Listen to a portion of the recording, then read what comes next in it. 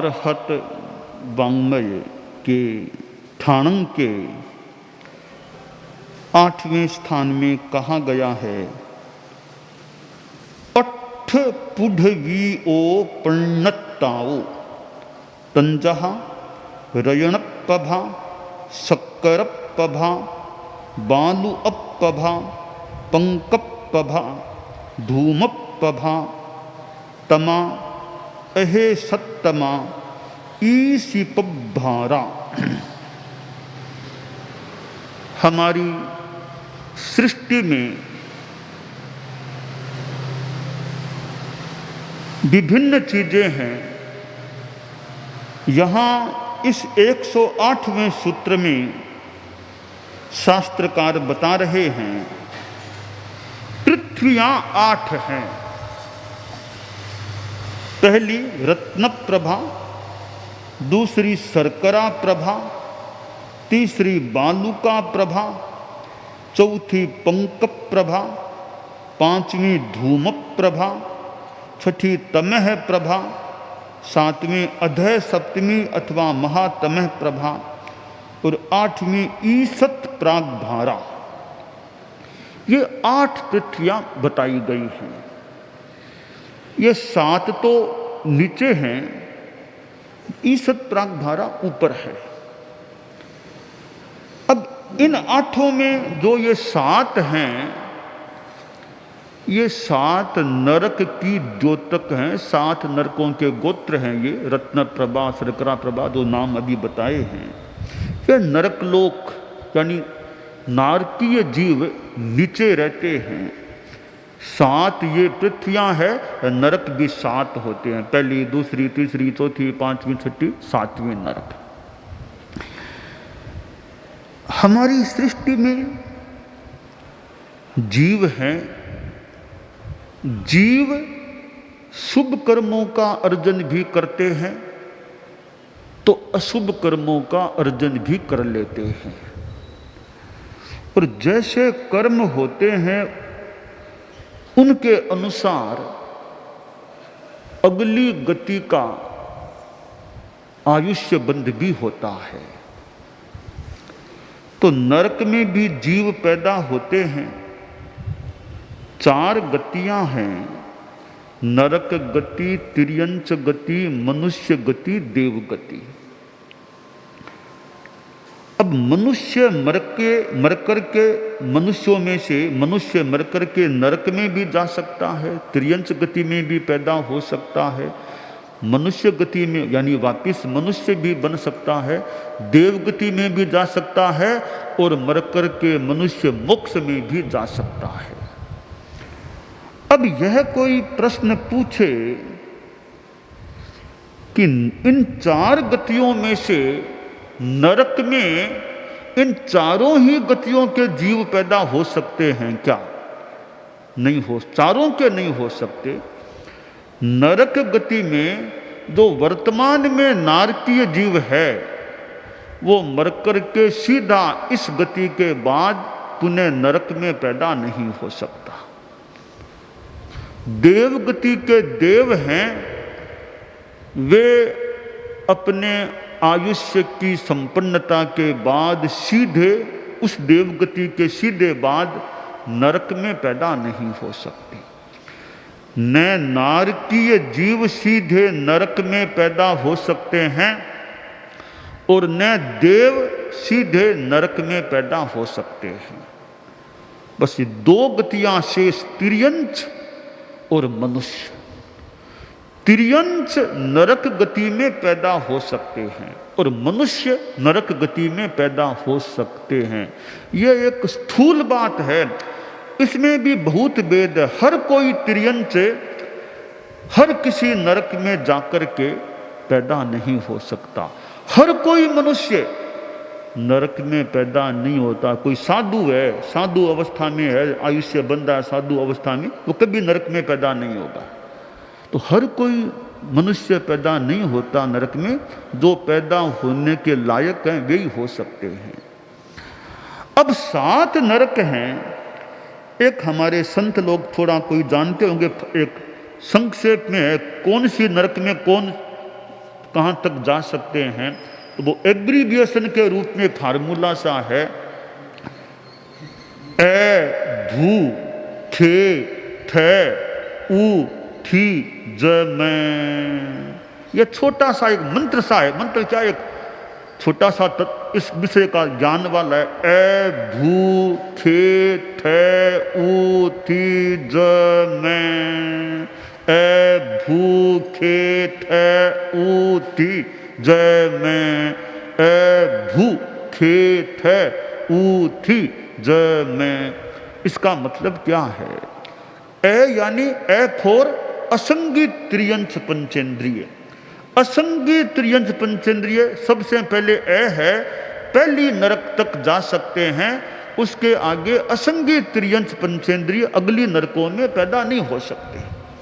दूसरा भू, भुज पर ही सर्प त्रियंश पंचेंद्रिय हैं, वे जीव दूसरी नरक तक पैदा हो सकते हैं, उसके आगे नहीं।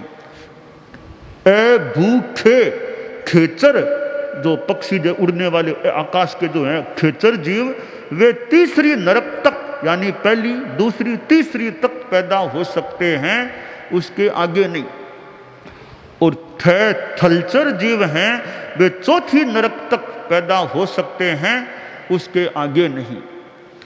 और उर्परी सर्प त्रियंश पंचेंद्रिय हैं, वे पांचवी नरक तक पैदा हो सकते हैं, उसके बाद नहीं।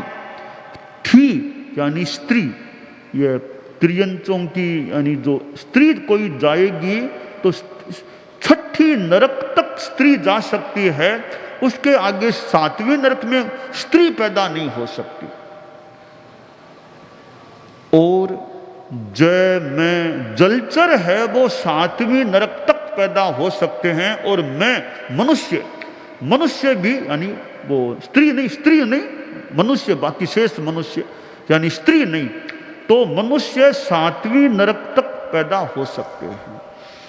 तो यह एक छोटा सा नरकों में कौन कहां तक जा सकता है, इसका छोटा सा एक तत्वबोध है। ए भू खे थे ऊ थी जय में।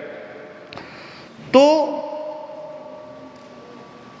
अब पुरुष मनुष्य है, वो सातवीं नरक में जा सकता है। महिला है, वो कोई भी महिला हो, महिला इतना पाप नहीं कर सकती, लगता है कि सातवीं नरक में चली जाए। तो इसका मतलब हुआ, एक निष्कर्ष यह निकलता है, कोई पुरुष बुरा तो नहीं माने, असाधना भी नहीं, कि तुलना करें महिला में और पुरुष में तो ज्यादा पापी पुरुष हो सकता है महिला की अपेक्षा। महिला इतनी पापिणी पाप नहीं कर सकती जितना पाप एक पुरुष कर सकता है। तो यह निष्कर्ष इस नियम से निकलता है, क्योंकि महिला स्त्री है, वो सातवीं नरक का आयुष्य नहीं बांध सकती, छठी तक का ही बांध सकती है, जबकि पुरुष हैं वे तो सातवीं नरक तक जा सकते हैं। इसका निष्कर्ष है कि स्त्री इतना पाप नहीं कर सकती जितना पाप एक पुरुष कर सकता है। अब इसका दूसरा पहलू देखें कि जो कुछ कुछ साधना पुरुष कर सकता है, वो कुछ कुछ साधना महिला स्त्री नहीं कर सकती। पुरुष जो साधना कर सकता है, जो पुरुष साधु जो कुछ साधना वो कर सकता है, वो साधना साध्वी नहीं कर सकती। तो दोनों तरफ बातें हैं, यानी पाप में भी पराकाष्ठा में पुरुष हो सकते हैं, धर्म में भी कुछ अंशों में पुरुष वो साधना कर सकते हैं, वो साधना साध्वी नहीं कर सकती। अब देखिए, तीर्थंकर होते हैं, एक अपवाद को छोड़ दें तो तीर्थंकरत्व के रूप में अपवाद को छोड़ देते हैं, एक पुरुष ही वहां तक पहुंच सकता है, कोई साध्वी सामान्यतया तीर्थंकरत्व को प्राप्त नहीं कर सकती। तीर्थंकर अचेल की साधना करते हैं, साध्वी के लिए अचेल साधना का विधान नहीं, यानी कुछ कुछ साधनाएं पुरुष ही कर सकते हैं। तो पाप में भी पुरुष आगे हैं, किसी अंश में धर्म साधना में भी कुछ बातों में पुरुष आगे रहते हैं। तो खैर, यह नरक की बात चल रही है। नारकीय जीवन मिलता है तो नरक में मुख्यतया वो तो दुख का स्थान है, पर कहीं कहीं साता भी, कभी कभी साता भी मिल सकती है। कैसे? तीर्थंकरों का वो कल्याण को, जन्म आदि का, तो नारकीय जीवों को भी उस समय सुख की प्राप्ति, सुखानुभूति हो सकती। जैसा कि 24 में आता है, नेरिया किण पामे मन मोद, तू नेरिया किण पामे मन मोद, तुझ कल्याण सुर करत विनोद, प्रभु नेम स्वामी तू जगन्नाथ अंतरयामी, रिठ नेम स्वामी तू जगन्नाथ।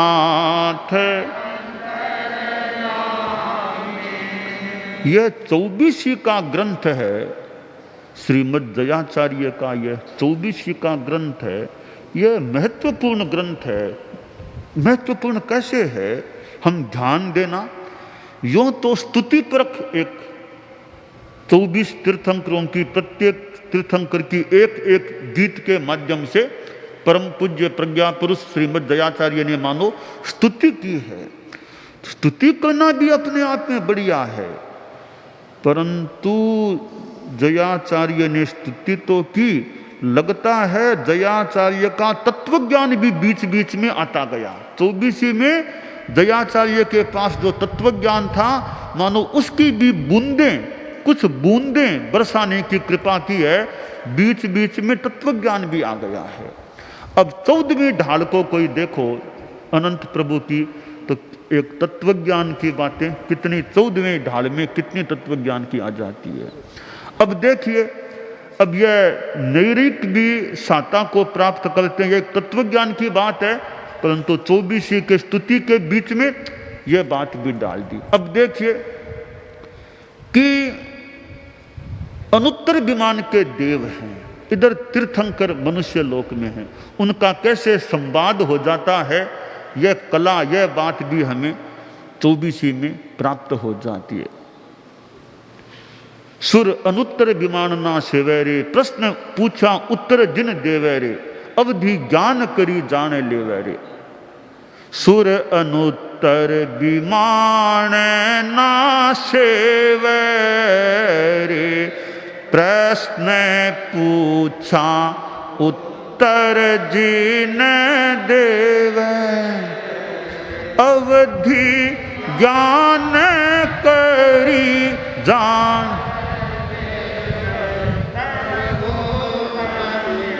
नाथ जी मुझे प्यारा प्राण आधारा, प्रभु ने नाथ जी मुझे। अब ये थोड़ी सूक्ष्म बात है, तो दयाचार्य का ज्ञान, वो ज्ञान मानो उतावला हो गया कि मैं बाहर आऊंगा, मानो गीतों में वो आ ही गया। अब कितनी सूक्ष्म बात है, कैसे संवाद हो रहा है तीर्थंकर का और देवता का। आजकल तो ये फोन इतना हो गया कि संवाद दूर दूर से होता है। एक आदमी कहाँ अमेरिका और कहाँ इंडिया बैठा है, फोन भी ऐसा चल गया, वो मोबाइल फोन की। पहले तो फोन आता तो वहां जाके फोन करना पड़ता, एक जगह वो जाके करना पड़ता। आजकल तो जेब जेब में फोन, कहीं फोन कर लो, बात कर लो। तो ये एक संवाद, तो देवों के पास मोबाइल फोन तो माने को नहीं होगा, ऐसा ही माने। तीर्थंकरों के पास भी नहीं, वो क्या टेलीपैथी, क्या वो करते हैं कि वहां कितने ऊंचे वो देवता बैठे हैं, वो वहां से प्रश्न पूछते हैं। तीर्थंकर यहाँ मनुष्य लोक में हैं और वे तीर्थंकर उनके प्रश्न का जवाब देते हैं, और वे वहां से अपने अवधि ज्ञान से उस जवाब को देख लेते हैं, जान लेते हैं। तो यह वैज्ञानिकों ने इतना विकास किया मोबाइल फोन का, जो वो जो विकास है वो संभवतः अभी तक विज्ञान ने नहीं किया होगा कि देवलोक में बैठा देवता तीर्थंकरों से इस प्रकार वो संवाद कर लेता है। फिर भी ये फोन का विकास भी बहुत अद्भुत विकास हुआ है कि कैसे दूर से ही बात ही नहीं, देख भी लो, उसमें देख भी लो, जो भी वीडियो जो भी तरह से देख लो सामने आमने, तो यह भी विकास हुआ है। खैर, विकास के साथ अनेक पहलू हो सकते हैं। मैं अभी इस विषय को छोड़ के मैं मूल बात पर आ रहा हूं कि श्रीमद् दयाचार्य ने ये 24वीं में जो तत्वज्ञान की बातें डाली हैं, उनको 24वीं जिनको याद थोड़ा गहराई से समझे तो अनेक तत्वज्ञान की बातें भी प्राप्त हो जाती हैं। तो ये जो शास्त्र में 8 पृथ्वियों की बात है, तो 7 पृथ्वियां तो जो नीचे वाली हैं, 8वीं ऊपर हैं, 7 पृथ्वियां नरक से संबद्ध हैं। तो नरक का आयुष्य, नारकीय जीव वापिस नरक का आयुष्य क्यों नहीं बांध सकते? देवता नरक का आयुष्य क्यों नहीं बांध सकते? यह प्रश्न है। मनुष्य और त्रियंच जाते हैं तो वापिस, जैसे मनुष्य मरकर के मनुष्य बन सकता है, त्रियंच मरकर के त्रियंच बन सकता है, तो नारकीय जीव मरकर के वापिस सीधे नरक में पैदा क्यों नहीं हो सकते? देव आयुष्य पूर्ति के बाद वापिस देव पैदा क्यों नहीं हो सकते? यह एक प्रश्न है। ऐसा क्यों नहीं होता? यूं तो सृष्टि का नियम है अपना अपना, सृष्टि के प्राकृतिक नियम होते हैं, यह पहली बात हो सकती है। दूसरी बात यह है कि नारकीय जीवों ने इतना तो कष्ट भोग लिया, अब और क्यों उनको कष्ट? इतना तो भोग ही लिया, और तत्काल कष्ट क्यों मिले उनको? दूसरी बात है कि वो ऐसे कारण उनमें होते भी नहीं होंगे जो नरक का आयुष्य बंधा दे, कि जैसे पंचेंद्रिय का वध का भावक महाआरंभ महापरिग्रह, वो इतने दुखी हैं कि इतने दुख में शायद इतने पाप भी नहीं कर सकते कि नए सिरे से नारकीय जीवन का बंद कर ले। इतना पाप करने की भी उनको फुर्सत नहीं है, मानो इतना पाप कर ले कि वापिस नरक में पैदा हो जाए। तो यानी इतना वो बंद नहीं कर सकते इतना पाप का कि पुनः नरक में पैदा हो सके, यह कोई बात हो सकती है। इसी तरह देव हैं, तो देव यानी कुछ अच्छे कर्म करके ही देवगति में गए तो मान के चलें, अब इतना पाप नहीं कर सकते सीधे कि सीधे नरक में आ जाएं, इतना पाप का बंद नहीं कर पाते। तो ऐसा भी कारण हो सकता है। इसलिए नारकीय जीव पुनः नरक में तत्काल नहीं जा सकते, पैदा नहीं हो सकते, और देव पुनः देवगति में पैदा नहीं हो सकते। नरक गति के 4 कारण बताए गए हैं: महाआरंभ, महापरिग्रह, पंचेंद्रिय वध, मांसाहार। तो इन कारणों से आदमी बचे, पंचेंद्रिय प्राणियों की हत्या हिंसा से बचे। वो कभी हिंसा हो जाए तो मन में आए, रे मेरे से हिंसा हो गई है या करनी पड़ी है, अब कैसे ये पाप मेरा हल्का हो।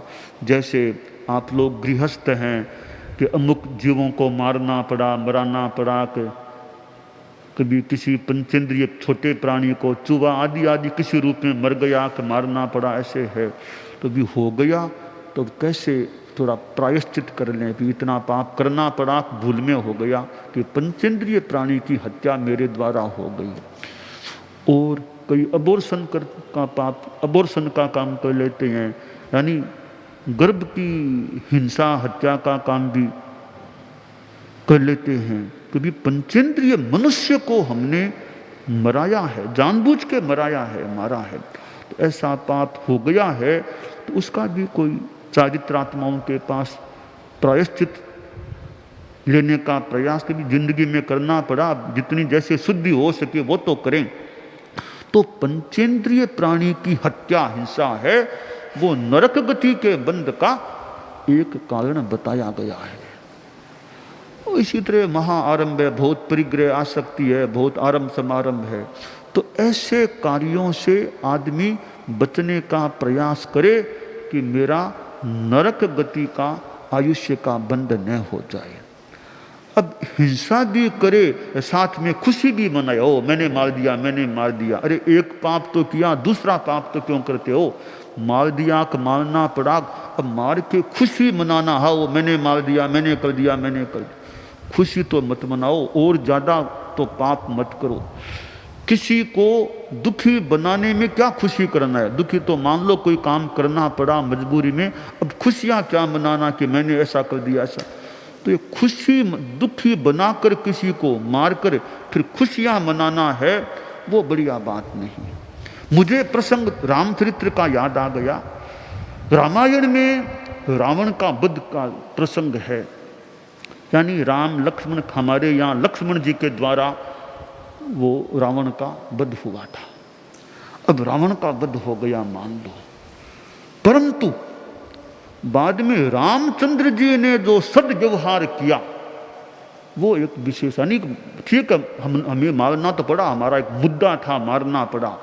मारने के एक तो आदमी खुशियां मनो हो मार दिया, वो एक रामचंद्र जी ने जो सद्व्यवहार का एक अच्छे इंसान का परिचय दिया कि रामचंद्र जी रावण के परिवार से मिले हैं, एक तरह से उनको सांत्वना देना करना जो भी, और थोड़ी रावण की प्रशंसा भी की है रामचंद्र जी ने कि वीर गति वाला व्यक्ति था रावण। तो यानी मारना भी पड़ा तो एक तो मार के खूब नाचो खुशियां मनाओ, एक मार दिया उसके प्रति भी थोड़ी हमें मारना पड़ा, करना पड़ा, मजबूरी में करना पड़ा, क्या करें करना, एक यह भाव हो। दोनों भावों में अंतर है।